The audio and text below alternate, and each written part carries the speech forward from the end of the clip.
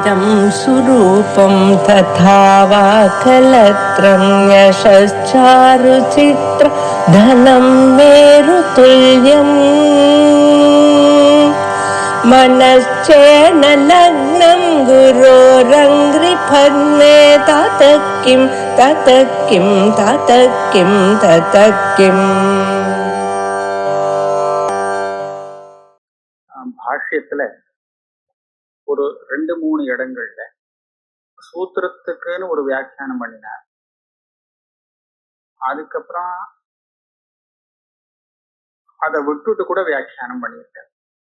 சூத்திரத்தை விட்டுட்டு வியாக்கியானம் பண்ணியிருக்கார். அந்த மாதிரியும் சில இடங்கள் கிடைக்கும். அப்படின்னா பாஷ்யக்காரர் என்ன நினைக்கிறார்?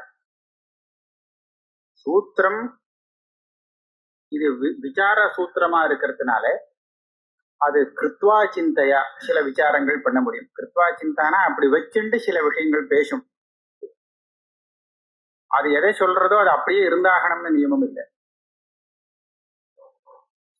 சூத்திரத்தினுடைய முக்கியமான உத்தேசம் என்னன்னா, இந்த மாதிரி சந்தேகம் வந்தால் அப்ப எப்படி நாம விசாரிச்சு அதை தீர்மானம் பண்ணணும், அதுக்கு உதாரணம் காமிச்சு நியாயங்களை யுக்திகளை காமிக்கிறது தான் இந்த சூத்திரத்தினுடைய முக்கியமான லட்சியம். அந்த உதாரணம் அவர் எந்த உதாரணத்தை காமிக்கிறாரோ அதே உதாரணத்தை தான் வச்சுக்கணும்னு ஒரு நியமமும் இல்லை. இதுக்கு நான் ஒரு திருஷ்டாந்தம் காமிக்கிறேன், அதுக்கப்புறம் இதுல பார்ப்போம். இந்த குஹாம் பிரவிஷ்டவ் ஆத்மானௌஹி தத் தரிசனா அப்படின்னு ஒரு அதிகரணம் பண்ணியிருக்கார். இந்த அதிகரணத்துல கடோபனிஷத்துல உள்ள ஒரு வாக்கியத்தை எடுத்துட்டு விசாரம். கடோபனிஷத்துல எப்படி வருதுன்னா, ரிதம் பிபந்தௌ சுகிருதஸ்ய லோகே குஹாம் பிரவிஷ்டௌ பரமே பரார்த்தே ಛಾಯಾತಪೌ பிரம்மவிதோ வதந்தி பஞ்சாக்னயோ ஏதத் திருநாச்சிதேதா. அப்படின்னா என்னன்னா, ரிதம் பிபந்தௌ, ரிதம் அப்படிங்கிறதுக்கு கர்மபலம்னு அர்த்தம் பண்ணியிருக்கார். கர்மபலத்தை அனுபவித்து கொண்டு சுகிருதஸ்ய லோகே, சுகிருதஸ்ய லோகம்னா இந்த தேகம், இந்த தேகத்தில் கர்மபலத்தை அனுபவித்து கொண்டு 2 பேர் இருக்கா, விவச்சனம் இருக்கு. அந்த 2 பேர் இந்த குகைக்குள் பிரவேசம் பண்ணி இருக்கிறார்கள். ஆனா அந்த 2 பேருக்கும் பரஸ்பரம் ரொம்ப வைலட்சண்யம் இருக்கு. இருட்டும் பிரகாசமும் எப்படி வித்தியாசப்பட்டதோ அந்த மாதிரி ரொம்ப வித்தியாசமான வைலட்சண்யம் உள்ளதாக இருக்கு அந்த 2ம். அதை யாரு இத சொல்லுவானா, தெரிஞ்சவா தானே சொல்லணும் இந்த மாதிரி வித்தியாசம் இருக்குன்னு. பிரம்மவிதோ வதந்தி, பிரம்மவித்துகள் இப்படி வித்தியாசம் இருக்கிறத காமிக்கிறார்கள், சொல்றார்கள். பஞ்சாக்னயோ ஏச்ச திருநாச்சிதேதா, அவ கூட இதே விஷயத்தை சொல்றா அப்படின்னு சொல்லி. அப்படின்னா இந்த தேகத்துக்குள்ள கர்மபலத்தை அனுபவிச்சுண்டு 2 பேர் இருக்கான்னு சொல்றச்ச என்ன எடுத்துங்க, அந்த 2ங்கிறது என்ன, அதை இங்க நேரடியா சொல்லல, அதை கண்டுபிடிக்கணும். அதுக்காக ஒரு விசாரம் பண்ணா. அங்க விசாரம் பண்ணும்போது முதல்ல சொன்னா 2 பேர் இந்த கர்மபலத்தை அனுபவிக்கிறதாக சொல்லியிருக்கு. ஆனா கர்மபலத்தை அனுபவிக்கிறது ஒன்னாகத்தான் இருக்க முடியும். யாரு பண்ணினானோ கர்த்தாவோ அவன் தான் போக்தாவாக ஆக முடியும். அப்ப இன்னொருத்தன் கூட இருக்கணும், கூட இருந்துட்டு கர்மபலத்தை அனுபவிக்கிறான்னு சொல்ற மாதிரி இருக்கணுமே தவிர அவன் கர்மபலத்தை அனுபவிக்கிறதாக இருக்க முடியாது. அப்ப 2வதாக எதை எடுத்துக்கணும்? ஒண்ணு தீர்மானம் ஜீவன் தான், 2 பேர்ல ஒருத்தர் கண்டுபிடிச்சாச்சு ஜீவன் தான் தீர்மானமா எடுத்து. அப்படின்னா அவனோட கூட இருக்கிறத எதை வச்சுக்கணும்? அங்க ஒரு பட்சம் என்ன வருதுன்னா புத்தி. புத்தினா மனசு, அந்தகரணம், உபாதி. அது இவன் கர்மபலத்தை அனுபவிக்கிறதுக்கு சாதனமாக இருந்துருக்கு. இது இல்லாமல் அவன் கர்மாவை பண்ணவும் முடியாது, அதனுடைய பலத்தை அனுபவிக்கவும் முடியாது. அதனால கூடவே இருந்துன்னு சகாயம் பண்ணிட்டு இருக்கு அவனுடைய அந்தகரணமானது. இப்ப அதையும் கூட இருக்கிறதா சொல்லலாம் இல்லையா, பிபந்தௌ அப்படின்னு அதையாவது சொல்லலாம். அல்லது இவன் கர்மபலத்தை அனுபவிக்கிறதுக்கு காரணமாக கர்மபலத்தை கொடுத்து பண்றவர் ஈஸ்வரன் பரமாத்மா, அவரையும் இன்னொன்னாக சொல்லலாம். இப்படி இருக்கும்போது பிபந்தௌங்கிறதுல 2 எதுவாக இருக்கணும்னு ஒரு விசாரம். இந்த விசாரம் பண்றச்சு சூத்திரக்காரர் என்ன சொல்றாருன்னா, அதாவது சித்தாந்தம் தான் சொல்றேன், பூர்வபக்ஷம் சொல்ல, குஹாம் பிரவிஷ்டவு ஆத்மானௌஹி சொல்றேன். ஆத்மானவுனா ரெண்டும் ஆத்மாவாக இருக்கணும். அப்படின்னா ஒண்ணு ஜீவாத்மா தானே. அப்படியானால் அந்த ரெண்டாவது அந்தఃகரணம்னு ஒரு அனாத்மாவை எடுத்துக்க கூடாது, பரமாத்மாவை எடுத்துக்கணும். ரெண்டாவது எது எடுத்துக்கிறது? அதுக்கு ஒரு திருஷ்டாந்தம். ஒரு அந்த உழறவன் அவன் தானே 2 மாடை வச்சுன்னு தானே, ஒரு மாடு அவன்கிட்ட இருக்கு. அஸ்யகோஹோ த்விதீயா அன்வேஷ்டவியா அப்படின்னு சொல்றான். த்விதீயான்னு சொன்னா இன்னும் ஒன்னும் மாடாதானே இருக்கணும். சாதாரணமா லோகத்துல அப்படித்தானே புரியுறது. அதனால இந்த 2 பேர்ல ஒருத்தன் ஆத்மானு தீர்மானம் ஆயிடுச்சுன்னா, ஜீவாத்மானு தீர்மானம் ஆச்சுன்னா, இன்னொருத்தன் பரமாத்மாவாக இருக்கணும். இப்படியாக தீர்மானம் பண்றான். இது சரி, இந்த இடத்துல சரி. ஆனா இதே மாதிரி இதே நியாயத்தை கொண்டு இன்னொரு இடத்துலயும் தீர்மானம் பண்ணலாம்னு வருது. அது எங்கன்னா, துவா சுபர்ணா சயுஜா சகாயா சமானம் விருக்ஷம் பரிஷஸ்வஜாதே தயோர் அந்யா பிப்பலம் சுவாது அத்தி அனசனன் நன்யா அபிஜாகசி. 2 சுபர்ணன்னா பட்சிகள், 2 பட்சிகள் ஒரு விருட்சத்துல வாசம் செய்கின்றன. விருட்சம்ங்கிறது இங்க சரீரம் தான். இந்த சரீரத்துல 2 பட்சிகள் வாசம் செய்கிறது. 2 பட்சிகள்ல ஒரு பட்சி அந்த சரீரத்துல ஏற்படக்கூடிய பலத்தை சாப்பிடுறது, உபபோகம் பண்றது. இன்னும் ஒண்ணு அதை உபபோகம் பண்ணாமல் வெறும் பார்த்துட்டு இருக்கு அப்படின்னு சொல்றது.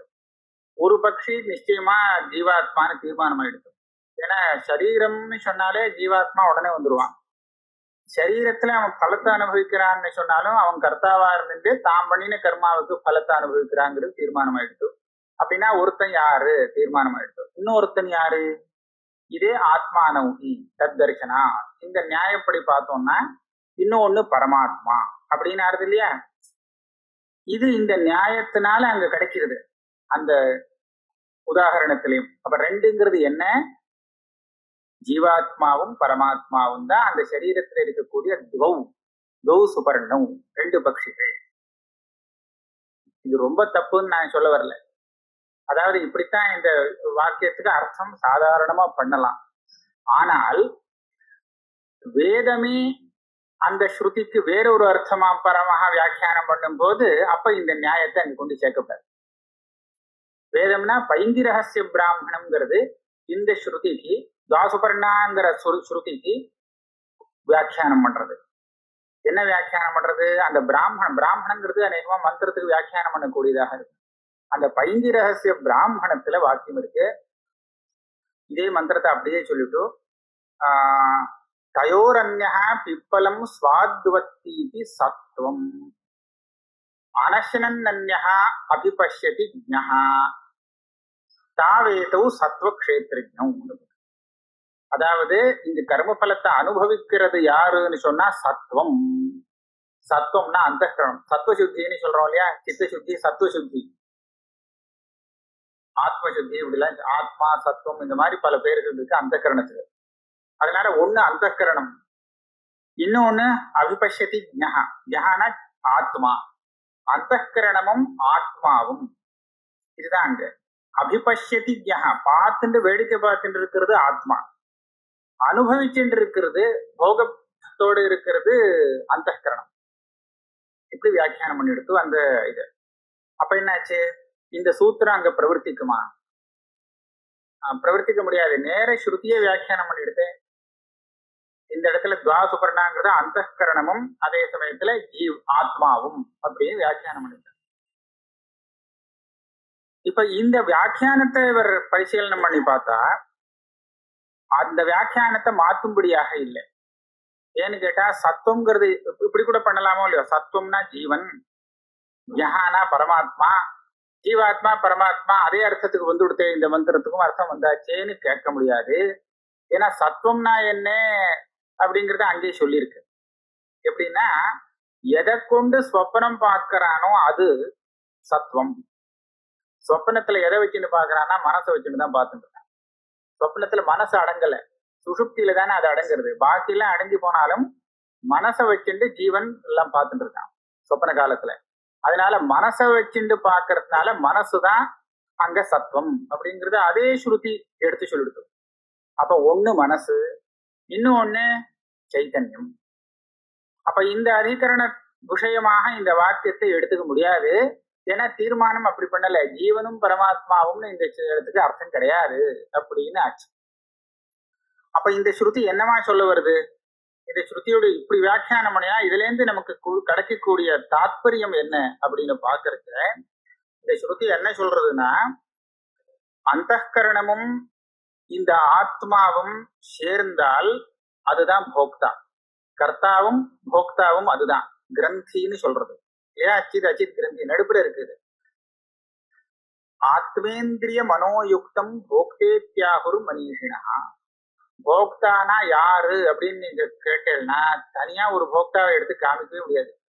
இது எல்லாம் சேர்ந்து இருக்கணும். ஆத்மா, ஆத்மானா சரீரம், இந்திரியம், மனசு, இதோட சேர்ந்த சைத்தன்யத்தை நீங்க பார்த்தீங்கன்னா அது கர்த்தாவாக இருக்கும், அது போக்தாவாக இருக்கும்.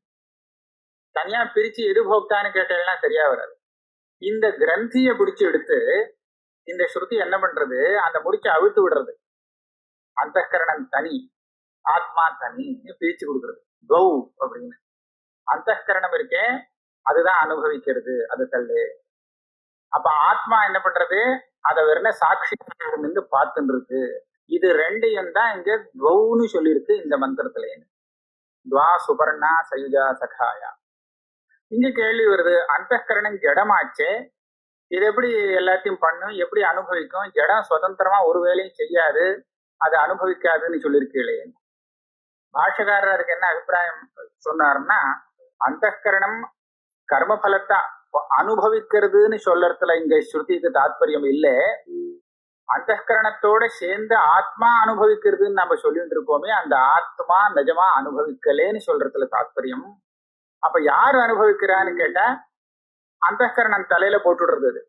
உபாதி தான் எல்லாம் பண்றது, உபாதியால வந்தது, உபாதியை சேர்ந்தது, என்ன சேர்ந்தது இல்லை அப்படின்னு சொல்லி அந்தகரணம் இருக்கே அதுதான் எல்லாம் போக்தா அப்படின்னு சொன்னதாக இருக்கு. அது போக்தான்னு சொல்றது தாத்பரியம் இல்லை. சைத்தன்யமான ஆத்மாவுடைய சாநித்தியத்துல அந்த அந்தகரணத்துக்கே ஒரு சைத்தன்யம் வந்த மாதிரி வந்து சிதச்சித் கிரந்தியாக ஆகி அது அனுபவிச்சுட்டு இருக்கு. பிரிச்சால் இந்த போக்திருத்தம் எங்கேயும் கிடையாது, இங்கேயும் இல்லை அங்கேயும் இல்லை, மிச்சான்னு வந்து நிற்கும். அதனால ஜீவஸ்வரூபத்தை சுத்தமாக சாட்சியாக சொல்லி கொடுக்கறதுக்காக வந்தது இந்த மந்திரம்னு ஸ்ருதியே வியாக்கியானம் பண்ணி எடுத்தோம்னா அதுக்கப்புறம் இந்த அதிகரண நியாயம் அங்க பிரவர்த்திக்காது. சரியா? இதுல இந்த உதாரணம் நான் எதுக்காக சொன்னேன்னா, இந்த சூத்திரத்துல சொல்லக்கூடிய நியாயங்கள் ஒரே உதாரணத்துல சொன்ன உதாரணத்துல மாத்திரம் வச்சுக்கணுங்கிறது இல்லை. மற்ற இடத்துலயும் அதை வந்து நம்ம சஞ்சாரம் பண்ணலாம். சஞ்சாரம் பண்றதுக்கு வேற ஏதாவது வச்சனம் இடைஞ்சலா இருந்தது, இப்படி பண்ண முடியாதுன்னு இருந்தால் அப்போ நம்ம இது பண்ணிக்கணும், கூடாது, இந்த வச்சனம் இந்த சூத்திரத்துக்கு விஷயமாகாது. இது ஒண்ணு. இதே மாதிரி சூத்திரத்துல சில உதாரணங்கள் சொன்னது கூட கிருத்வா சிந்தான்னு சொன்னா இது சும்மா உதாரணத்துக்காக சொல்லப்பட்டது, இது வாஸ்தவம் இல்லை அப்படிங்கிற இதுவும் உண்டு. அதுக்கு உதாரணம் இந்த 2-3 இருக்கு. நான் ஒரே ஒரு உதாரணம் சொல்லிட்டு நான் மேல போறேன். இந்த சந்நியாசாசிரமத்துக்கு விதாயகமான வாக்கியம் இல்லை அப்படின்னு வச்சிருந்து அவர் பேசினார். சூத்திரக்காரர் சிரமப்பட்டு பிரம்மசம்ஸ்தோ அமிர்தத்துவமேட்டி, இதுதான் சன்னியாசத்துக்கு விதி அப்படின்னு சொன்னார். விதிர்வா தாரணவத்து. அப்படி ஒன்றும் கஷ்டப்படணும் அவசியம் இல்லை, நேரையே விதி வாக்கியம் இருக்கு. அப்ப இவர் என்ன பண்ணினார், சூத்திரக்காரர் எதுக்காக அவ்வளவு சிரமப்பட்டார், ஒரு சமயம் இல்லைன்னு வச்சுண்டு பேசுறேன். அந்த மாதிரி அந்த ஜாபாலஸ்ருதி யாரு கேட்டா அந்த சாக்காக்காரர்களுக்கு தானே அது தெரியும், இவளுக்கு தெரியாதோ இல்லையோ, அந்த சாக்கையில இருக்கிறது தெரியாது, வேற வாக்கியம் ஒண்ணுமே இல்லை. இப்ப என்ன பண்ணலாம், சன்னியாசம் உண்டா இல்லையா அப்படின்னு கேட்டா உண்டுன்னு சொல்லணும். அதை சொல்றதுக்காக இந்த பிரம்மசம்ஸ்தோ அமிர்தத்துவமேதி சாந்தோக்கியக்காரர்களுக்கு இதுவே சன்னியாச விதாயக சாஸ்திரமாக விதியாக வச்சுக்கலாம் அப்படின்னு சொல்றதுக்காக இந்த விசிறுவாதாரணவது. சரியா? ஆனா சர்வசாக்கா உபசம்ஹார நியாயம்னு ஒண்ணு உண்டு. நம்ம சாக்கையில சொன்னது மாத்திரம்தான் விதி, இன்னொரு சாக்கையில சொன்னது இல்லைங்கிறது கிடையாது. எந்த சாக்கையில சொல்லியிருந்தாலும் அந்த விதி 4 ஆசிரமம் விதிதான், அதை எடுத்துக்கலாம்னு அந்த நியாயப்படி பார்த்தேன்னா உங்களுக்கு தனியா ஒரு விதி வாக்கியம் தேவைப்படாது. அதனால அந்த விதியை எடுத்துக்கலாம். இதெல்லாம் கிருத்வா சிந்தான்னு சொல்றது. அப்படி இல்லைன்னு வச்சுட்டு பேசுறது. ஜீவாத்மா அந்த ஜீவாத்மா பரமாத்மா இல்ல, மனசும் ஆத்மாவும் நான் பரமாத்மா ஜீவாத்மான்னு அதுக்கு பேர் கொடுக்கவே மாட்டேன். ஏன்னா மனசோட சேர்ந்தாதானே அதுக்கு ஜீவாத்மா. மனசோட சேர்ந்து ஜீவாத்மாவாக வச்சுக்கும் போது நான் பரமாத்மான்னு இன்னொரு பாகத்தை சொல்லுவேன். அப்படி சேராத பரமாத்மான்னு. சரியா? இது ஆத்மாவா வச்சுட்டாதான், மனசோட சேர்ந்தத்தை ஜீவாத்மான்னு வச்சுட்டாதான் நான் இன்னொன்னு பரமாத்மான்னு வச்சுப்பேன். இத வெறும் மனசுன்னு வச்சுட்டேன்னா அப்ப கூட இருக்கிறத நான் என்னன்னு வச்சுப்பேன்? ஆத்மான்னு வச்சுப்பேன். இப்ப பரமாத்மா இல்ல, இந்த விசேஷனம் போட மாட்டேன். பரமாத்மான்னு நான் விசேஷனம் போடணும்னா வேற ஒரு ஆத்மான்னு சொல்லணுமே. இந்த விசேஷனம் எதுக்கா போட்டேன்னு சொல்றதுக்காக. வெறும் சைத்தன்யம், வெறும் சாட்சி ஆத்மா. மனசு ஆத்மா அப்படின்னு பிரிச்சால் இதுவும் சரியான வியாக்கியானம். அந்த மாதிரி வராது. அதனாலதான் இந்த உதாரணத்தை இந்த நியாயத்துக்கு சொல்லக்கூடாது. அவர் 2 மாடுன்னு சொன்னார் இல்லையா? மாடு இருக்கிற மாதிரி ரெண்டு ஆத்மாவை எடுத்துக்கணும்னு சூத்திரத்துல சொன்னாரோ இல்லையோ, ஜீவாத்மா பரமாத்மா. அது இந்த கடோபனிஷத் வாக்கியத்துல தான் எடுத்துக்கலாமே தவிர இதே மாதிரி இருக்கக்கூடிய முண்டகோபனிஷத் வாக்கியத்துல எடுத்துக்க முடியாது. உபனிஷத் வியாக்கியானத்துல இதை அனுசரித்துன்னு சொல்லியிருக்கா, எப்படி சொல்லியிருக்கா. ஆனா பைங்கு ரகசிய பிராமணத்தை இது வெறும் விசார சாஸ்திரம் தானே, இப்படி விசாரிக்கணும்னு. இதுக்கு ஸ்ருதியே நேரடியா இன்னொரு வியாக்கியானம் பண்ணி எடுத்துன்னு சொன்னா அப்ப இதை கொண்டு அங்க சேர்க்கக்கூடாது. சூத்திரக்காரர் சொல்லியிருக்காரு. அங்க எங்கே சொன்னார்? சூத்திரக்காரர் வெறும் யுக்தியை காமிச்சார். அதனால இது வெறும் எப்படி விசாரிச்சு தெரிஞ்சுக்கணும், சந்தேகத்தை போக்கிக்கணும்ங்கிறது சொல்லிக் கொடுக்கக்கூடிய ஒரு சாஸ்திரம். விசாரம் பண்ணி காமிச்சு சொல்லிக் கொடுக்கக்கூடிய சாஸ்திரம். இப்படிதான் வச்சுக்கணும். அதனால இப்ப நான் சொன்ன 2 உதாரணங்கள் என்னன்னா, ஒரு இடத்துல சூத்திரக்காரர் சொன்ன நியாயம் வரும் போல இருக்கு, ஆனா நேரடியா வேதமே அதுக்கு வேற அர்த்தம் சொல்லி கொடுத்துருது. அப்படியானா நம்ம அதை நியாயத்தை இங்க கொண்டு சேர்க்க முடியாது. இன்னொரு இடத்துல சூத்திரக்காரர் நியாயத்தை சொல்லியிருக்கார், ஆனா அந்த உதாரணம் அதுக்கு வேண்டியதில்லை, ஏன்னா வேற வாக்கியமே இருக்கு. அதனால இந்த மாதிரி சூத்திரத்துல வரக்கூடிய உதாரணங்கள் நியாயங்கள் இது 2மே மாறலாம், வேற உதாரணத்துல போய் சேர்ந்துக்கலாம். அதுக்காக அவர் பண்ணின விசாரமா வச்சுக்கலாம். இப்ப எடுத்துக்கலன்னு எனக்கு ஒரு ஞாபகம், ஆனா அதை எடுத்துக்கணும். இந்த சூத்திர பாஷ்யத்துல தீர்மானம் பண்ணிட்டார். அங்க எடுத்துக்கும் போது அவர் இத கிருத்வா சிந்தாதான்.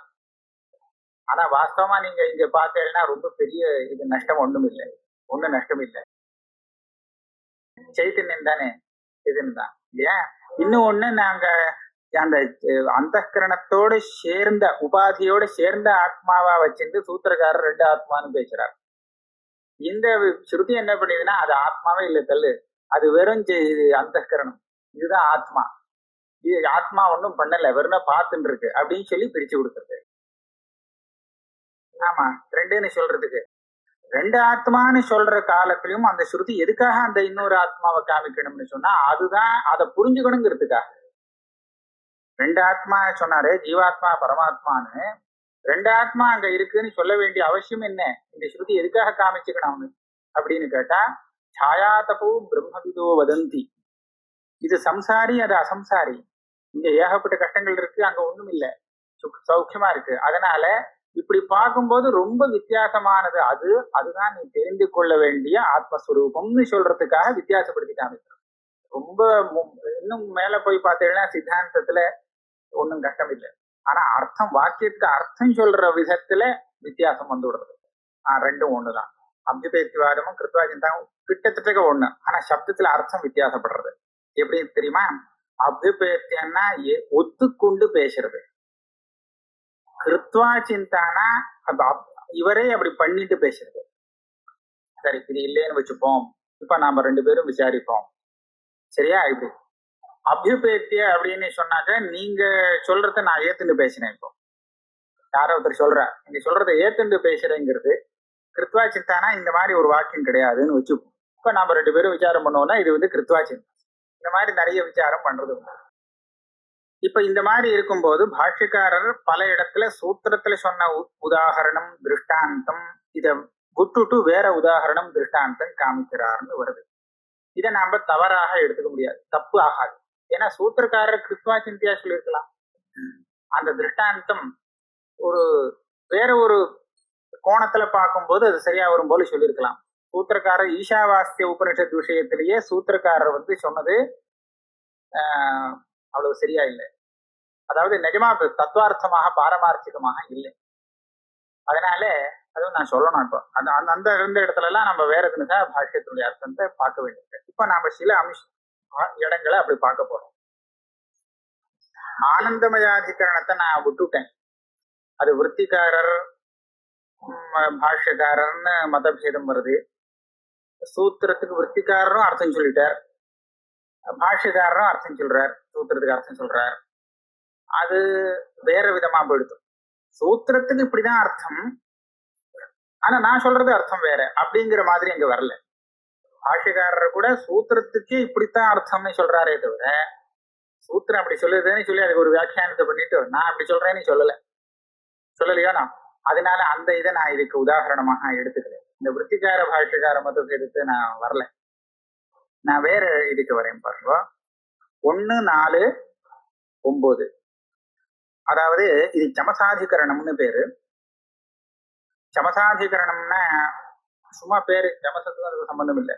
அஜாமேகாம் லோகித சுக்ல கிருஷ்ணாம் பஹ்வீ பிரஜா ஸ்திருஜமானாம் சரூபாக அஜோஹ்யேகோ ஜுஷமானோனுஷேதே ஜஹாத்தேனாம் புக்தபோகாம் அஜோன்யஹான்னு ஸ்வேதாஸ்வத்ரோபனிஷத் மந்திரத்தை எடுத்துட்டு இருக்கார். இது எதை பத்தி சொல்றதுன்னு விசாரம். அஜான்னு சொல்லிருக்கு. இது சாதாரண நம்ம ஆடுங்கிற அர்த்தத்துல எடுத்துக்க முடியாது. எடுத்துட்டா அது உபனிஷத்துக்கு பிரயோஜனம் இல்லை. வரலாம், இந்த லோகித சுக்ல கிருஷ்ணா இந்த கலர்லாம் அதுக்கு வரலாம், பாக்கி எல்லாமே ஒட்டலாம். ஆனா உபனிஷத்துல அந்த மாதிரி ஒரு ஆட்டை பத்தி சொல்லணுங்கிற அவசியம் இல்லாததுனால அந்த அர்த்தம் எடுத்துக்க முடியாது. அப்ப அஜாங்கிறது எதை எடுத்துக்கலாம்? அஜா அஜா. இதை நாம பிரிச்சு பார்த்தோம்னா ந ஜாயத்தே இது அஜான்னு வரும்.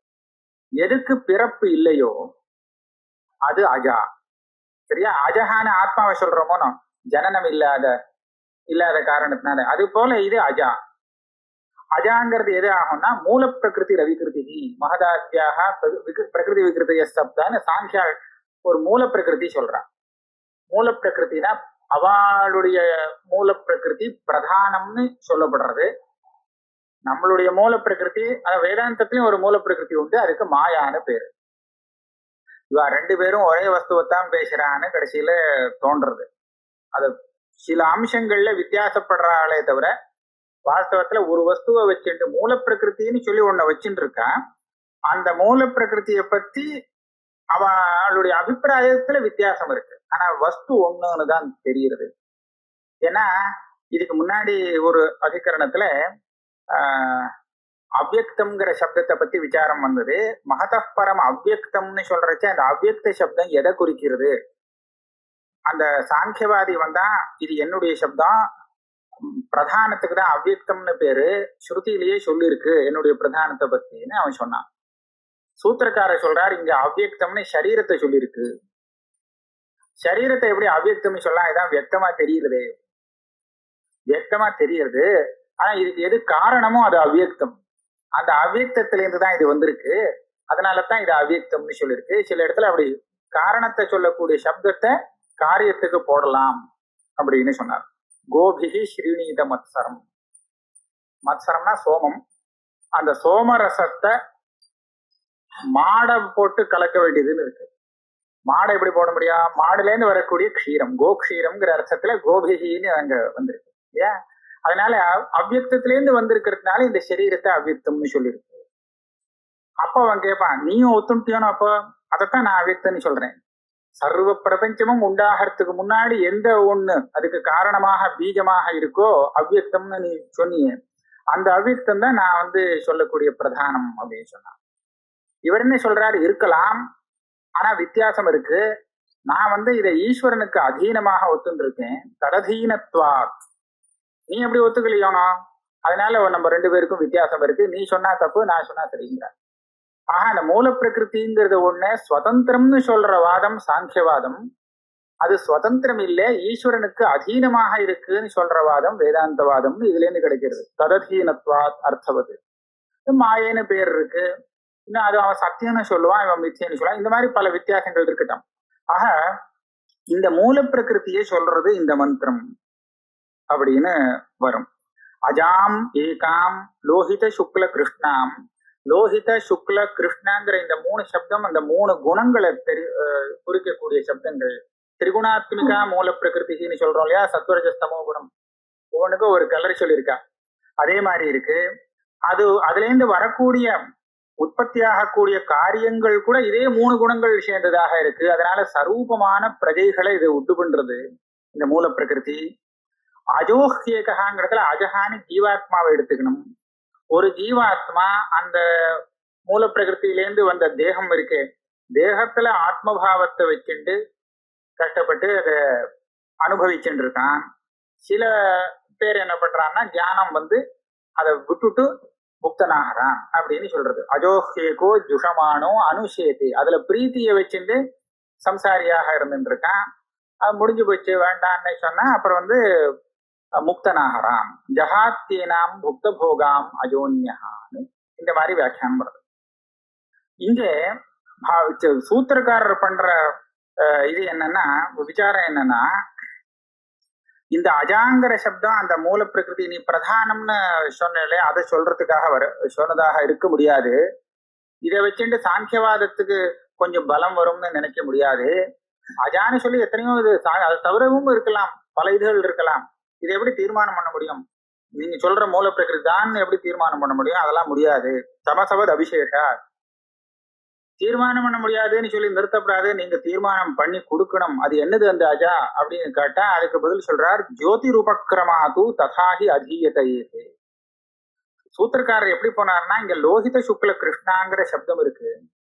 இதே லோகித சுக்ல கிருஷ்ண சப்தம் சாந்தோக்கியத்துல 6ஆத்தியாயத்துல இந்த தேஜஸ் அப்பு அன்னம்ங்கிறதுக்கு வருது. எதற்கனே ரோஹிதம் ரூபம் தேஜசஸ்தத் ரூபம் எத் சுக்லம் தத் அபாம் எத் கிருஷ்ணம் தத் அன்னஸ்ய.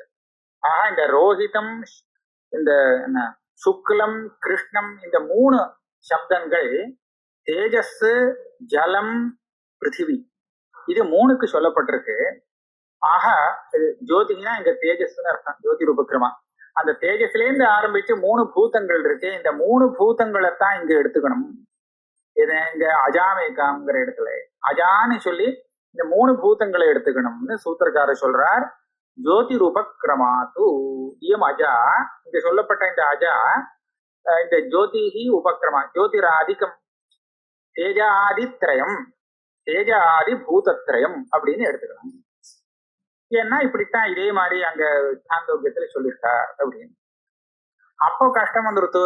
அஜானு பேர் எப்படி கொடுக்க முடியும்? இது 3க்குமே சத்துலேருந்து உற்பத்தி சொல்லியிருக்கு, ஜன்மா சொல்லியிருக்கும் போது இது அஜானு எப்படி சொல்றது? இந்த சப்தம் சரியா வராது அப்படின்னு கேட்டா அதுக்கு என்ன சொல்றாருன்னா, கல்பனோபதேசாச்ச மத்வாதிவத் அவிரோதா. அதாவது இந்த அஜானு சொன்னது ஒரு கல்பனையாக சொல்லப்பட்டது. ஆதித்யனை ஒரு மது வித்தியில அந்த மதுவாக வர்ணிச்சிருக்கு. மதுவா வர்ணிச்சிருக்குன்னா அது ஒரு தேன் கூடு, அதுக்குள்ள இருக்கக்கூடிய ரசம் மது, இப்படி எல்லாம் வரிசையா வர்ணிச்சிருக்கு. இது எதுக்காக அப்படி தியானம் பண்ணணும், அதுக்காக சொல்லியிருக்கு. அத போல இங்க இந்த மாயைய அஜான்னு சொல்லியிருக்கு. அஜானா ஆடு, லோக பிரசித்தமான அஜஹா அஜா இருக்கு, அந்த அஜா, அந்த அஜாவாக வர்ணிச்சிருக்கு. ஒரு சாமியம் இருக்கு. அந்த அஜாவும் பல கலர்கள்ல இருக்கிறது, நிறைய குட்டி போடுறது. அதே மாதிரி இதுவும் 3 கலர்ல இருக்கு, இந்த மாதிரி பண்றது அப்படின்னு அந்த சாமியத்தை வச்சுண்டு அஜான்னு கல்பனை சொல்லப்பட்டிருக்குன்னு யாரு சொல்ற? சூத்திரக்காரர் நேர சொல்றார். கல்பனோபதேசாச்ச மத்வாதிபத்து அவிரோதா. சூத்திரக்காரர் சொன்னார்.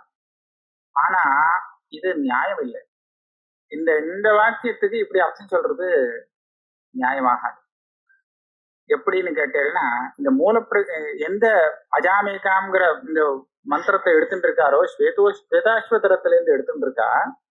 ஸ்வேதாஸ்வதரத்துல எதுக்கு இந்த மந்திரம் வந்ததுன்னு சொன்னா, இதுக்கு முன்னாடி அவ அந்த ரிஷிகள்லாம் இந்த ஜகத்துக்கு பிரம்மம் காரணமாகிறது எப்படி, எதனால அது காரணமாச்சு அப்படின்னு தேடி பார்த்தாலும், கிம் காரணம் பிரம்மா அப்படின்னு தேட ஆரம்பிச்சா. தேடி பார்த்து தியானம் பண்ணி கடைசியில கண்டுபிடிச்சா. தே தியான யோகானுகதா அபஷ்யன்னு தேவாத்ம சக்திம் ஸ்வகுணைர் நிகூடாம். அங்க ஒரு சக்தி கண்டுபிடிச்சா. 3 குணங்கள் உள்ள ஒரு அந்த ஆத்மாவுடைய சக்தி மாயைங்கிறத கண்டுபிடிச்சா. அந்த மாயையை வர்ணிக்கும் போது அஜான்னு சொல்லி இந்த மந்திரம் வந்திருக்கு. அப்ப முன்னாடி பின்னாடி பார்க்காமல் திடீர்னு இந்த வாக்கியத்தை மாத்திரம் எடுத்துட்டு இது இந்த லோஹிதா சுக்ல கிருஷ்ணான்னு இருக்கோ இல்லையோ அப்படின்னா சாந்தோக்கியத்துல அப்படித்தானே சொல்லியிருக்கு, அந்த 3 பூதங்களை தானே சொல்லியிருக்கு. அப்படின்னா இங்க அஜான்னு சொல்லி அந்த 3 பூதங்களை எடுத்துக்கணும். அதுதான் ஜாயதே, அது எப்படி அஜானி சொல்லலாம்னு கேட்டா, அஜானு கல்பனைக்கா சொல்லியிருக்கு, மதுன்னு சொல்லலையா, ஆதித்யன மதுன்னு தேவ மதுன்னு சொல்லலையா, அது போல இதை அஜானி சொன்னா என்ன அப்படின்னு சூத்திரக்காரர் சொல்றாரு. இது ஒண்ணும் நியாயமாவா இருக்கு? நியாயமா இல்லை. அதனால பாஷ்யக்காரர் என்ன சொல்றாரு இந்த இடத்துல பாருங்க, வித்தியாசம் வருது. ததா ஜோதிருபக்ரமாத்துங்கிற சூத்திரத்துல இருக்குது, இஹாபி பிரம்மவாதினோ வதந்தி கிங்காரணம் பிரம்ம இத்யுபக்ரம்ய தே தியான யோகானுகதா அபஷ்யன் தேவாத்மசக்திம் ஸ்வகுணைர் நிகூடாம் இதி பாரமேஸ்வர்யா சக்தேஹ சமஸ்த ஜகத் விதாயின்யாஹ வாக்கியோபக்ரமே அவகமாத். பாரமேஸ்வரி சக்தி, வைஷ்ணவி மாயான்னு சொல்ற விஷ்ணுவுடைய சக்தின்னு சொல்றாலும் இல்லையோ, அதே மாதிரி பரமேஸ்வரா விஷ்ணு எல்லாம் ஒண்ணுதான். அந்த பரமேஸ்வரனுடைய சக்தி சமஸ்த ஜகத்துக்கும் காரணமாக இருக்கு. இது ஆரம்பத்துல சொல்லப்பட்டிருக்கு இந்த உபனிஷத்துல. இங்கேயும் பின்னாடியும் வரும்போது வாக்கியசேஷேபி மாயாந்து பிரகிருதிம் வித்யாத் மாயினந்து மகேஸ்வரம் இது யோ யோனிம் யோனி மதிதிஷ்டத்யேகா. இங்க யோனி யோனி சொல்லி அந்த மாயை தான் எடுத்துட்டு இருக்காரு. இது தஸ்யாக ஏவ அவகமாத்து ந காச்சித் பிரகிருதி பிரதானம் நாம அஜாமந்திரேட ஆம்னாயதே இது சத்தியம் வக்தும். சூத்திரக்காருடைய அபிப்பிராயம் என்னன்னு கேட்டா, அவன் சொல்ற அந்த பிரதானம்னு எடுத்துக்கப்படாது. அந்த பிரதானவாதத்துக்கு இந்த வாக்கியம் பலத்தை கொடுக்கறதாக நினைக்கப்படாதுன்னு சொல்றதுக்காக வருவர் சூத்திரக்காரர். இந்த பரமேஸ்வரனுடைய சக்தின்னு அந்த மாயை இருக்கு, அந்த மாயைத்தான் சொல்ல வருது இந்த மந்திரம். பிரகரணாத்து சா ஏவ தைவீ சக்தி அவ்யாக்கிருத நாமரூபா நாமரூபயோ பிராகவஸ்தா அனேனாபி மந்திரேண ஆம்னாயதே இது உச்சதே. தஸ்யாச்ச ஸ்வவிகார விஷயேன திரைரூப்பேன திரைரூப்பியம். 3 ரூபம் இருக்குன்னு சொன்னா அதனுடைய காரியங்கள்ல அப்படி இருக்கு, அதை வச்சிருந்து அந்த திரிகுணாத்மகத்துவம் சொல்ல வேண்டியது அப்படின்னு பாஷ்யக்காரர் தன்னுடைய மதத்தை சொன்னார். இப்படி சூத்திரத்துக்கு அர்த்தம்னு அவர் சொல்லல. இந்த இடத்துல சூத்திரம் இப்படி சொல்லியிருக்குன்னு சொல்லல, சூத்திரத்துக்கு இருக்கிறபடி அர்த்தம் பண்ணிவிட்டார். இது என்னுடைய சொந்த அபிப்பிராயம் அப்படின்னு இங்க வருது. இப்ப கல்பனை வாங்கிட்டு இல்லை. அதனால கல்பனை சொல்றதெல்லாம் சூத்திரக்காரர் இப்ப எப்படி வச்சுக்கணும். இப்ப சூத்திரக்காரர் இப்படி சொல்லிட்டாரு, அவர் என்ன தெரியாம பண்ணிவிட்டாரா அப்படின்னா, அவர் இப்படி நினைச்சிருக்காரு. இந்த ஒரே ஒரு மந்திரத்தை மாத்திரம் பார்த்துட்டு சாங்கியன் கேள்வி கேட்கிறான், முன்ன பின்ன கேட்கல பார்க்கல. அப்படி இருக்கும்போது சாங்கிய மதத்தை சட்டுன்னு அதுக்கு இடம் கொடுக்கறதாக இது இருந்து விடக்கூடாது. அதனால என்ன பண்ணா, விசாரம் பண்ண. இந்த லோகித சுக்ல கிருஷ்ணான்னு இருக்கே, இதே மாதிரி லோகித சுக்ல கிருஷ்ணான்னு அங்கேயும் வந்திருக்கு, அதை பார்த்து இதை நிர்மாணம் பண்ணலாமே. அவங்க 3 பூதங்களை சொல்லியிருக்கு, அதே இங்க சொல்லியிருக்கு. அடுத்த கோட்டி அவன் கேட்பான், அதை எப்படி அஜானி சொல்ல முடியும், மதுன்னு சொல்லலையா, அதை போல சொல்லலாமே. இப்படி கூட விசாரிக்கிறதுக்கு ஒரு வழியை காமிச்சு கொடுத்தாரே தவிர இப்படியே தான் எடுத்துக்கணும்னு அந்த சூத்திரக்காருடைய அபிப்பிராயம்னு சொல்லக்கூடாது. சொன்னா அது சரியா இல்லையே, நியாயத்துக்கு சரியா இல்லை, முன்ன பின்ன பார்த்தாலும் சரியா வரல, அப்படி இதுவே அவருடைய அபிப்பிராயம் சொன்னா சொன்னது தப்பா போயிடும். அதனால சித்தாந்தத்தை காமிக்கிறதுக்காக வந்ததுன்னு இல்லை, இப்படி விசாரிக்கலாம். இந்த விசாரத்தினால சாங்கியவாதம் நிராகிருதமானது. அப்புறம் என்னங்கிறது நம்ம நிதானமா பார்ப்போம். இது ஒண்ணு. பாஷ்யக்காரர் இந்த இடத்துல இதை விட்டுட்டு இது பண்ணாருன்னு அது அடுத்த அதிகரணமே தான். இங்கேயும் இது பிருகதாரண்யக வாக்கியம் ஒண்ணு, எஸ்மின் பஞ்சஜனாக ஆகாஷ்ட பிரதிஷ்டிதான்னு ஒரு வாக்கியம் வருது. பஞ்சஜனாக இருக்கு. சாங்கியம் என்ன பண்ணினான்னா பஞ்ச ஜனாக அப்படின்னு பண்ணிட்டோம்னா எனக்கு 25 கிடைக்கும், 25ங்கிற சங்கிய வரும். சங்கிய வந்தா நான் சொல்ற பதார்த்தங்கள்லாம் கணக்கு பண்ணா அந்த 25ன்னு வருது.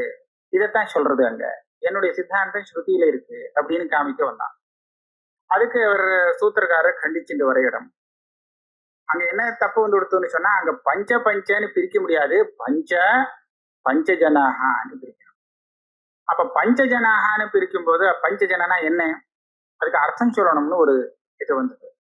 கேட்கும்போது சூத்திரக்காரர் சொல்றார், பிராணாதயோ வாக்கிய சேஷாத். இங்க முன்ன பின்னாடி பாக்குறார், பார்த்துட்டு இந்த மாதிரி அர்த்தம் சொல்றார். என்ன பண்ணியாச்சு, என்ன ஆச்சுன்னா, அதுக்கு முன்னாடி பிராணஸ்ய பிராணம் உத சக்ஷுஷு ஸ்ரோத்ரஸ்ய ஸ்ரோத்ரம் அன்னஸ்யான்னம் மனசோ மனஹ மனசோ ஏ மனோ விதுஹு தே நிச்சிக்யுஹு பிரம்ம புராண மக்ரியம்னு பிருகதாரண்யத்துல இருக்கு. இதுல பார்க்கும்போது என்ன ஆச்சுன்னா, பிராணஸ்ய பிராணம்னு ஒண்ணு, சக்ஷுஷு ஸ்ரோத்ரஸ்ய ஸ்ரோத்ரம் மனசோ மனம் மனஹா, அல்ல அன்னஸ்யான்னம்னு ஒண்ணு இருக்கு. ஆஹா, 5 வந்தது. 5ன்னா இங்க சட்டுன்னு ஒரு தப்பான அபிப்பிராயம் வந்துவிடும். இது 5ம் ஒண்ணுதான் வாஸ்தவத்துல. இங்க பிரதமாந்தத்தை எடுத்துட்டேன்னா அங்க கேனோபரிஷத்துல சொல்றதோ இல்லையோ, ஸ்ரோத்ரஸ்ய ஸ்ரோத்ரம் மனசோ மனஹா மனசோ வாச்சோஹ வாச்சம் சௌ பிராணஸ்ய பிராணஹா சக்ஷுஷு. அங்க நீங்க ஷஷ்டியந்தமா சொல்றது வேற. ஸ்ரோத்ரஸ்யன்னு சொன்னா அது வேற, ஸ்ரோத்ரஸ்ய ஸ்ரோத்திரம்ங்கிறதும் மனசோ மனஹாங்கிறதும் ஒண்ணு. ஸ்ரோத்திரங்கிறது வேற, மனசு வேற. ஆனா ஸ்ரோத்ரஸ்ய ஸ்ரோத்திரம்ங்கிறதும் மனசோ மனஹான்னு சொல்றதும் ஒண்ணு இல்லையா? இந்த மாதிரி ஸ்ரோத்ரஸ்ய ஸ்ரோத்திரம் மனசோ மனஹா வாச்சோஹ வாக்கு பிராணஸ்ய பிராணஹா சக்ஷு, இந்த 5 பிரதமாந்த பதமும் ஒரே வஸ்துவ பிரம்மத்தை தெரிவிக்கிறது. இங்கேயும் அப்படிதான். பிராணஸ்ய பிராணம் சக்ஷுஷு ஸ்ரோத்ரஸ்ய ஸ்ரோத்திரம் அன்னஸ்ய அன்னம் மனசோ மனஹா. இந்த பிரதமாந்தத்தை எடுத்துட்டேன்னா அது ஒண்ணு, அது 5 ஆக முடியாது. 5ன்னு வச்சு இப்ப பேசணும். பஞ்ச ஜனாக இருக்கு இல்லையா, அதனால இப்ப ஷஷ்டியந்தமா சொல்லியிருக்கிறத எடுத்துக்கணும்னு சூத்திரக்காரர் சொல்றார். ஒரு பிராணம், சக்ஷுஸ், ஸ்ரோத்திரம், அன்னம், மனசு, இந்த 5 எடுத்துக்கணும். எடுத்துட்டா பஞ்ச ஜனாக. இது எடுத்துக்கணும். எப்படி கண்டுபிடிச்சதுன்னா, அதுக்கு பக்கத்துல இந்த மாதிரி வாக்கியம் இருக்கு, இங்க ஒரு 5 இருக்கு, இந்த 5 எடுத்து விடுவோம் அப்படின்னு சூத்திரக்காரர் சொல்றார். பிராணாதயோ வாக்கிய சேஷா அப்படின்னு. அப்புறம் வேற ஒரு சின்ன சிரமம் வந்தது.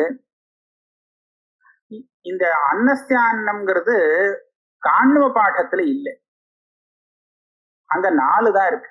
பிராணஸ்ய பிராணமுத சக்ஷுஷு ஸ்ரோத்ரஸ்ய ஸ்ரோத்திரம் மனசோ மனஹா, அவ்வளவுதான் இருக்கு. அன்னஸ்யான்னம்ங்கிறது அங்க காணும். இப்ப எப்படி, இப்ப அந்த பாடத்திலே வித்தியாசம் வந்துடுறது. இந்த சாகாபேதங்கள்லாம் அப்பவே இருந்திருக்கு. அதனால மாத்தியந்தின பாடத்துல இருக்கு, காண்வ பாடத்துல இல்ல. அவருக்கே சந்தேகம் வந்தது. உடனே அவர் என்ன பண்ணினார், அதனால இன்னும் பரவாயில்ல, ஜோதிஷைகேஷாம் அசத்தியன்னேன்னு அடுத்த சூத்திரம் பண்ணினார்.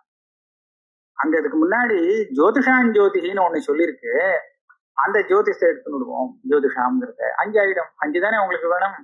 இந்த வாக்கியத்துல ஒண்ணு அன்னஸ்ய அன்னம்ங்கிறது இங்க கிடைக்கல. ஜோதிஷான் ஜோதிகின்னு முன்னாடி ஒண்ணு இருக்கு, ஜோதிஷாம்னு சொல்லக்கூடிய அந்த ஜோதிஷத்தை எடுத்து விட்டோம்னா 5 ஆயிடும். அதனால இந்த பஞ்ச ஜனாகனா இதுதான் அப்படின்னு சூத்திரக்காரர் சொன்னார். அப்ப கேள்வி வருது, இந்த ஜோதிஷான் ஜோதிங்கிறது 2 பாடத்திலும் இருக்கே. ஒரு பாடத்துல நீங்க அந்த ஜோதிஷான் ஜோதிஷ விட்டுட்டேன், ஜோதிஷாம்ங்கிறத விட்டுட்டேன், அன்னஸ்யங்கிறது இருக்கு, அதை வச்சுன்னு கணக்கு பண்ணினேன் 5ன்னு.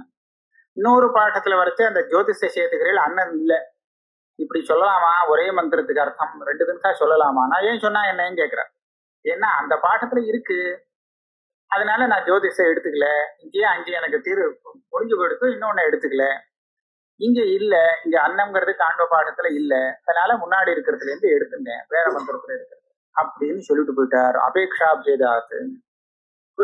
ஆனா இது அவ்வளவு சரின்னு சொல்ல முடியாது. ஸ்ரோத்ரஸ்ய ஸ்ரோத்திரம் மனசோ மனஹா அது மாத்திரம் இல்லை. இங்க வேற சில பேர் வியாக்கியானம் பண்ணியிருக்கார். பஞ்சஜன சப்தம் பாருங்க, தேவா பிதரஹா கந்தர்வாக அசுராக ரக்ஷாம்சி 5, இவாளுக்கு பஞ்சஜனாக. பஞ்சஜனாக தேவதைகள், பித்ருக்கள், கந்தர்வர்கள், அசுரர்கள், ராட்சசர்கள். இது ஒண்ணு. இன்னொரு வியாக்கியானம் என்னன்னா, நிஷாத பஞ்சமாக 4 வர்ணங்கள், நிஷாதன சேர்த்தா 5 பஞ்சஜனாக. இந்த மாதிரி பல அர்த்தங்கள் இருக்குன்னு பாஷ்யக்காரர் எழுதியிருக்கார். இப்படி எல்லாம் இருக்கும்போது ஏன் இவர் இந்த மாதிரி சொல்றாருன்னு கேட்டா, அதுக்கு ஆச்சாரியால் என்ன எழுதுறாருன்னா, ஆச்சாரியஸ்து न पञ्चविंशतेस्तत्त्वानाम् इह प्रतीतिः अस्ति एवं परतया प्राणादयो वाक्यशेषादिति जगाद ஆச்சாரியானா இவர் சொல்ற ஆச்சாரியர் சூத்திரக்காரர். அந்த சாங்கியன் சொன்ன 25 தத்துவம் இந்த ஸ்ருதியில கிரகிக்கப்படலேன்னு சொல்றதுலதான் அவருக்கு தாத்பரியமே தவிர இவர் சொன்னதை அதே அப்படியே எடுத்துக்கணுங்கிற அவசியம் இல்லை. சரியா பச்சா? சாங்கியாளுடைய அந்த பஞ்சவிம்சதி தத்துவங்கள் இங்க கிடையாது, இந்த பஞ்ச ஜனாகால எடுத்துக்கல அப்படிங்கறதுலதான் தாத்பரியம். இத்தேவம் பரதையா பிராணாதயோ வாக்கியசேஷாதிதி ஜகாத, அதுல இப்படியே தாத்பரியம்ங்கிறது இல்லை. 3-4 முதல் அதிகரணம் நிறைய சூத்திரம் உள்ள அதிகரணம். தியானம்ங்கிறது நேரடியா புருஷார்த்தத்துக்கு சாதனம்னு சொல்றதுக்காக வந்த அதிகரணம். ஜெய்மினி சொல்வார் ஞானம் புருஷார்த்த சாதனமாகாது, இது கர்மாவுக்கு அங்கமாக கொண்டு போகணும் அப்படின்னு சொல்லி அதை நிராகரணம் பண்றதுக்காக வந்தது. இது எப்படி ஆச்சுன்னா, பூர்வபக்ஷி ஒரு இதை சொல்லியிருந்தான். 5வது சூத்திரத்துல சமன்வாரம்பணாத் அப்படின்னு ஒரு சூத்திரம். அது என்ன சொல்றதுன்னா, தம் வித்யா கர்மணி சமன்வாரபேதே பூர்வ பிரஜாச்ச. அதாவது இந்த தேகத்தை விட்டு வெளியில கிளம்புறவன் இருக்கானே, அவனோட கூட 2 ஒட்டிண்டு போறது. என்னன்னா வித்யா கர்மா, வித்யா கர்மணி. பூர்வ பிரஜாங்கிறது சமஸ்காரம், அவனோட சேர்ந்து போறது. வித்யாவும் கர்மாவும் சேர்ந்து போறதுன்னு ஸ்ருதி சொல்லிவிடுது இல்லையா? அப்படியானால் வெறும் வித்யா ஞானம் மாத்திரம் அவனுக்கு புருஷார்த்தத்தை கொடுக்க முடியாது. அதனாலதான் கர்மாவும் அதோட சேர்ந்து கூட போறதுன்னு ஸ்ருதி சொல்றது. இதனால என்ன கிடைக்கிறதுனா, வெறும் ஞானமானது புருஷார்த்தத்துக்கு சாதனம் ஆகாது, கர்மாவோட சேரணும், சேர்ந்தாதான் முடியும். அதனால சுதந்திரமாக வித்யானது ஒரு பலத்தை கொடுக்க முடியாதுன்னு ஒரு யுக்தி சொன்னார். சூத்திரக்காரர் அங்க என்ன சொல்றாருன்னா, இதை நீ பிரிச்சு வச்சுக்கோ, வித்யா கர்மணி அப்படிங்கிறதுங்கிறார். விபாக சதவத்து தம் வித்யா கர்மணி சமன்வாரபேதேன்னு இருக்க. ஒரு ஜீவனை வித்யா சமன்வாரபதே, இன்னொரு ஜீவனை கர்ம சமன்வாரபதேன்னு பிரிச்சு விட. பொதுவா தம்னா ஜீவன் அர்த்தம். ஜீவன் போகும்போது வித்யையும் கர்மாவும் அவனை பின்தொடர்றது, கூட போறது அப்படின்னு சொல்லியிருக்கு. ஒரே ஜீவனேன்னு எதுக்காக வச்சுக்கணும்? ஒரு ஜீவன் போகும்போது கர்மாமா அவனோட போயிட்டு இருக்கு, இன்னொரு ஜீவன் போகும்போது வித்யை போறதுன்னு சொல்லப்படாதா? பிரிச்சு விடுவோம். சதவத்து ஒரு 100 ரூபாய் கொடுத்து 2 பேருக்கும் பிரிச்சு கொடு, 2 பேருக்கும் கொடுந்துச்சுன்னா பிரிச்சு தானே கொடுக்கணும். ஏன் சதவத்து? அந்த மாதிரி வித்யா கர்மணி சமன்வாரபேதேங்கிறத வித்யா அந்யம் புருஷம் அன்வாரபதே, கர்மா அந்யம் புருஷம் அன்வாரபதேன்னு பிரிச்சு விடு அப்படின்னு. இரப்பியுக்தம் தம் வித்யா கர்மணி சமன்வாரபேதே இத்யேதத் சமன்வாரம்ப வச்சனம் அஸ்வாதந்திரே வித்யாயாः லிங்கமிதி தத் பிரத்யுச்யதே. விபாகோத்திர திரஷ்டவ்யः வித்யா அந்யம் புருஷம் அன்வாரபதே, கர்மா அந்யம் புருஷம் அன்வாரபதே கர்மா. சதவத் யதா சதம் ஆभ्यां दीयतामित्युक्ते विभज्य दीयते 50 एकस्मै 50 अपरस्मै தத்வத். சூத்திரத்துக்கு அர்த்தம் முடிஞ்சிடுச்சு. ஆனா இது ஒன்றும் நியாயமான சமாதானம் இல்லை. நியாயமா நீங்க அந்த வாக்கியத்துடைய அர்த்தத்தை பார்த்து சரியா சொல்லணும்னு நினைச்சா இப்படி சொல்லக்கூடாது. என்ன சொல்லணும்னா, இது முமுட்சு விஷயமே இல்லை. தம் வித்யா கர்மணி சமன்வாரபேதேங்கிறது உபாசக விஷயம். அந்த வித்யா கர்ம சமுச்சயம் பண்ணியிருக்கானே, அவன் போகும்போது அந்த வித்யா கர்மா 2ம் அவனை தொடர்ந்து போய் அவனுக்கு பலத்தை கொடுக்கறதுன்னு சொல்லியிருக்கு. முமுட்சுட்ட கேட்டா அவன் போவே மாட்டானே. அத முமுட்சு இல்ல, ஞானின்னு எடுத்துட்டோம்னா அவனுக்கு தேகத்திலேருந்து உட்கிராந்தியே கிடையாது. உட்கிராந்தி ஆனாத்தானே கூட போகக்கூடியது என்னன்னு பேசலாம். அதனால அந்த விஷயத்த சூத்திரக்காரனே சொல்லியிருக்கார். அவர் இப்படி சொன்னது ஒரு கிருத்வா சிந்தாதான், இந்த மாதிரி சொல்லணுங்கிறது இல்லை. இன்னும் அது மாத்திரம் இல்லை, தம் வித்யா கர்மணி சமன்வாரபேதே பூர்வ பிரஜாச்சான்னு சொல்றது எல்லாமே அங்க ஒரு பிருகதாரண்யத்துல 2 பாகமா பிரிச்சுட்டு இருக்கா. இதுனும் காமயமானஹா அத அகாமயமானஹா 2 பிரிச்சுட்டு இருக்கா. இதெல்லாம் இந்த காமயமானஹாக்குள்ள முடிஞ்சுவிடும். அப்படி அந்த காமி, அதாவது தியானியாக இல்லாதவன் அஜ்ஞானி இருக்கானே, அவன் போகும்போது 2ம் தொடர்ந்து போறதுன்னு சொல்லியிருக்கு. ஞானிக்கு போகிறதே கிடையாதுன்னு சொல்லியிருக்கு. அதனால இங்க இதை பிரிச்சு போட வேண்டிய அவசியமே இல்லை. ஏன்னா இந்த வித்யாங்கிறது ஞானம் இல்லை, தியானம், உபாசனை. தம்னா அந்த ஜீவனை, அந்த ஜீவனை வித்யாவும் கர்மாவும் தொடர்ந்து போகிறது. இங்க இங்கே பாருங்க, நானும் இதே புஸ்தகம் தானே, 437 நச்சேதம் சமன்வாரம்பவச்சனம் முமுக்ஷு விஷயம் இதினு காமயமானஹா இது சம்சாரி விஷயத்துவ உபசம்ஹார. இதெல்லாம் சொல்லிட்டு இதினு காமயமானஹா, இப்ப சொன்ன கதையெல்லாம் இந்த காமயமானஹா அவனுடைய கதை. இது இதுக்கு மேல அகாமயமானஹா ஆரம்பிக்கிறேன்னு ஆரம்பிச்சா இது எல்லாம் எங்க போய் சேர்ந்தது? இந்த சம்சாரிய பத்தி சொன்னதாக ஆச்சு. இன்னொரு தடவை இன்னொரு ஜன்மாக்கு போறவனுக்கு சொன்ன விஷயம். அப்புறமா அகாமயமானஹா சொல்லும் போது அவனுக்கு ஒண்ணுமே இல்லை. முமுக்ஷோஹோ பிருதக் உபக்கிரமா தத்திர சம்சாரி விஷயே வித்யா விஹிதா பிரதிஷித்தா, எல்லா வித்தியையும் சேர்த்துக்கலாம். அங்க கர்மாபி விஹிதம் பிரதிஷித்தம் எல்லாமே கூட போகும். அப்படி பார்க்கும்போது இதை ஒன்னும் விவாகம் பண்ணி எடுத்துக்க வேண்டிய அவசியம் இல்லை. வித்யா அந்யம் புருஷம் பிரதி, கர்மா அந்யம் புருஷம் பிரதின்னு விவாகம் பண்ண வேண்டியதில்லைன்னு சொல்லிட்டார். ஏவம் சதி அவிபாகேனாபி இதம் சமன்வாரம்பவச்சனம் அவகல்பதே. ஆக இந்த வாக்கியத்திலையும் ஸ்ருதியுடைய அர்த்தத்தை சொல்றதுல இந்த வாக்கியத்தை காமிக்க முடியாதுன்னு சொல்றதுல தாத்பரியம். அப்படி கொண்டு போகணும். இந்த இடத்துல பூர்வ பிரஜாங்கிறது வாசனை, வித்யாங்கிறது அவனுடைய உபாசனை, கர்மாங்கிறது கர்மா, புண்ணியம் பாபம். இதே மாதிரி இதே அதிகரணத்துல இன்னொரு விஷயம், இந்த நியமாச்சன்னு பூர்வபக்ஷத்துல ஒரு சூத்திரம். அது என்ன வருதுன்னா, குர்வன்னேவேஹ கர்மாணி ஜிஜீவிஷே சதம் சமாஹ ஏவன் துவை நான்யதா இதஹ அஸ்தி ந கர்மா லிப்யதே நரேன்னு ஈஷாவாஸ்யத்துல சொல்லியிருக்கு. அதாவது கர்மாவை பண்ணிட்டே தான் இருக்கணும், விட முடியாதுன்னு சொல்லியிருக்கு. அதே மாதிரி ஏதத்வை ஜராமரியம் சத்திரம் எதக்னிஹோத்திரம், அது பரியந்தம் விடாம யாவஜீவம் பண்ணிட்டே இருக்கணும். ஜரயாவா ஹேதஸ்மான் முச்சதே மிருத்யுனாவா, அக்னிஹோத்திரம் எப்போ விட்டு போகும் அப்படின்னு கேட்டா, ரொம்ப வயசாகி போய் உன்னால பண்ணவே முடியல, அந்த மாதிரி சமயத்துல ஜரையால இதுல இருந்து விடுபடுவான். அல்லது மிருத்யுனாவா, ஜீவனம் இல்லை போயிடுத்து அதனால விட்டு போச்சு, இல்லைன்னா அக்னிஹோத்திரத்தை விடவே முடியாதுன்னு சொல்லியிருக்கு. அதனால இந்த வித்தியானது சுதந்திரமாக பலத்துக்கு சாதனம் ஆக முடியாதுன்னு ஒரு யுக்தி சொன்னான். இதுக்கு பதில் சொல்லும் போது என்ன சொல்லியிருக்காருன்னா சூத்திரக்காரர் நாவிசேஷாத்னு சொன்னார். அப்படின்னா என்னன்னா, குர்வன்னேவேஹ கர்மாணி ஜிஜீவிஷே இத்யேவமாதிஷு நியமஸ்ரவணேஷு ந விதுஷா இது விசேஷா அஸ்தி. இது நியாயமான சமாதானம் தான். இந்த குர்வன்னேவேஹ கர்மாணின்னு போட்டிருக்கு, யாரு பண்ணணும்னு அங்க சொல்லலையே. ஞானம் வந்தவன் பண்ணணும் அப்படின்னு சொல்லியிருக்கா? இல்ல, பண்ணணும் அப்படித்தானே சொல்லியிருக்கு. நான் அது அவித்வத் விஷயமா கூட எடுத்துட்டு போயிடலாம். ஆக யாரு ஞானியோ அந்த ஞானி தான் அந்த பண்ணணும், அந்த கர்மாவை எப்பவும் பண்ணிட்டே இருக்கணும்ங்கிறது இந்த மந்திரத்துல சொல்லப்படல அப்படின்னு ஒரு சமாதானம் சொன்னார். அப்புறம் அவன் கேட்பான், இதுக்கு முதல் மந்திரத்துல ஈஷாவாஸ்தமிதம் சர்வம்னு சொல்லி ஞானியத்தானே சொல்லியிருக்கு. அப்படின்னா அடுத்த மந்திரத்திலும் அதே ஞானிக்குத்தானே இந்த கர்மானுஷ்டானம் சொல்லியிருக்கு. அப்ப வித்வானுக்குத்தான் இந்த கர்மானுஷ்டானம் சொல்லப்பட்டு இருக்கிறதுனால அந்த ஞானமும் கர்மாவும் சேர்ந்தாத்தான் உங்களுக்கு பலம்ங்கிறது இதுல இருந்து கண்டுபிடிக்கலாம்னு கேட்பான்.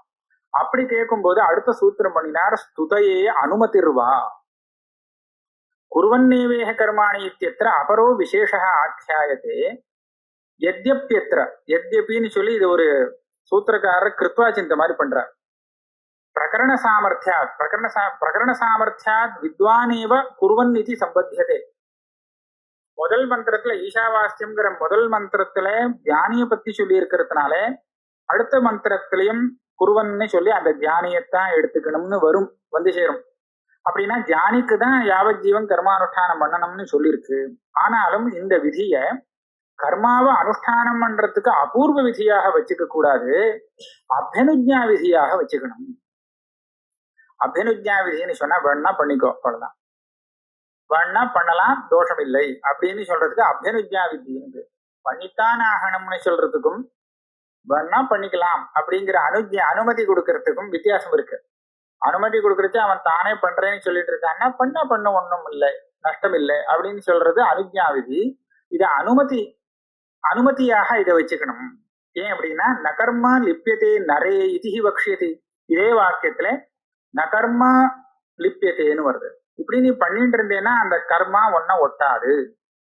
அப்போ கர்மா ஒட்டாம இருக்கணுங்கிறது தான் உன்னுடைய ஆசைன்னு ஆச்சு, உன்னுக்கு தேவையானது. கர்மா யாருக்கு ஒட்ட வேண்டாம்? அவன் வித்வானாக இருந்தா அவனுக்கு கர்மா ஒட்ட வேண்டாங்கிற எண்ணம் இருக்கு. இல்லைன்னா கர்மா ஒட்டணுமே, அதுக்காகத்தானே பண்றான். அதனால இங்க வித்வான ஸ்தோத்திரம் பண்றதுக்காக நீ கர்மானுஷ்டானம் பண்ணினாலும், பல பேர் அந்த கர்மனைவகி சம்சித்தியம் ஆஸ்திதா ஜனகாதேகா எல்லாம் இருக்கு இல்லையா, அவ எல்லாரும் பண்ணிட்டே இருக்கா, தியானம் வந்ததுக்கு அப்புறம் கூட பண்ணிட்டே இருக்கா. ஆனா அந்த கர்மாவானது அவளை ஒன்றும் பாதிக்கிறது இல்லை, ஒட்டுறது இல்லைன்னு சொல்றதுக்காக ஸ்துதையே அனுமதிருவான்னு ஒரு சூத்திரம் பண்ணினார். ஆனா வாஸ்தவத்துல ஆச்சாரியாளுடைய திருஷ்டியில பார்த்தோம்னா இங்க மந்திரத்திலேயே அதிகாரிய பிரிச்சு கொடுத்துருக்கோம். அந்த கீதையில தியான யோகேனா சாங்கியானாம் கர்ம யோகேன யோகினாம்னு பிரிச்சு கொடுத்தா மாதிரி இது வேற ஆளுக்கு இது வேற ஆளுக்குன்னு இங்க பிரிச்சு கொடுத்துருக்கோம். எப்படின்னு பார்த்தீங்கன்னா அதை அனுசரிச்சுதான் அங்க பாஷ்யம் பண்ணியிருக்கார். ஜிஜீவிஷேத்துன்னு ஒரு பதம், குருவன்னேவேக கர்மாணி ஜிஜீவிஷே சதம் சமா. ஜிஜீவிஷா ஜீவிக்கணுங்கிற ஆசை இருந்தால் அப்ப நீ கர்மாவை விட முடியாது, பண்ணித்தான். இந்த ஆசை இருக்கிறவனுக்கு சொல்லியிருக்கு. அங்கே மா கிருதகான்னு முதல் இதுல ஸ்லோகத்துல ஆசையை விட்டுடு படாதேன்னு சொல்லியிருக்கு. அப்ப ஆசையை யாருனால விட முடியலையோ அவனுக்கு சொன்ன விஷயம்னு ஆயிடுத்து இல்லையா. அப்ப முதல்ல ஈஷாவாஸ்யம் இதம் சர்வம் சொன்னா ஆசை இல்லாத ஏஷனாத்திரைய சந்நியாசம் வந்தவனுக்கு சொன்ன விஷயம் அது வித்வானுக்கு சொன்னாது. இது அது முடியலேன்னு சொல்றவனுக்கு அடுத்தது. அப்படின்னா நீ கர்மாவை விடாதே, பண்ணிட்டே இரு அப்படின்னு சொல்லி கொடுக்கறது அசக்தஸ்ய, அதுல சக்தி இல்லாதவனுக்கு, விஜய விஷயம் உள்ளவனுக்கு. அப்ப அதிகாரியே பிரிஞ்சு போயிடுதே. அப்ப இதை காமிச்சு பூர்வபக்ஷி கேட்டதும் தப்பு, இப்படியே சொல்லியிருக்கேன், அதனால எப்படி கர்மா இல்லாம தியானமே புருஷார்த்த சாதனமாகும்னு கேட்கறதே தப்பு. இவர் சொல்ற பதிலும் ஒன்றும் அவ்வளவு ஒன்றும் சுவாரஸ்யம் இல்லை. இது பரவாயில்லைன்னு சொல்லியிருக்கு அப்படின்னு இந்த அரசங்கள்லாம் சரியா வராது. இன்னும் சில விஷயங்கள் இருக்கு, அடுத்த இதுகளை வச்சுப்போம். இன்னும் சில இடத்துல சூத்திரக்காரர் குழப்பமா சொல்லிட்டு போயிருக்கார், அத பாஷ்யக்காரரை சரி பண்ணி விட்டுருக்கார். அந்த மாதிரி ஒரு 2-3 விஷயம் வச்சுருக்கேன், அடுத்த இதுல சொல்றேன்.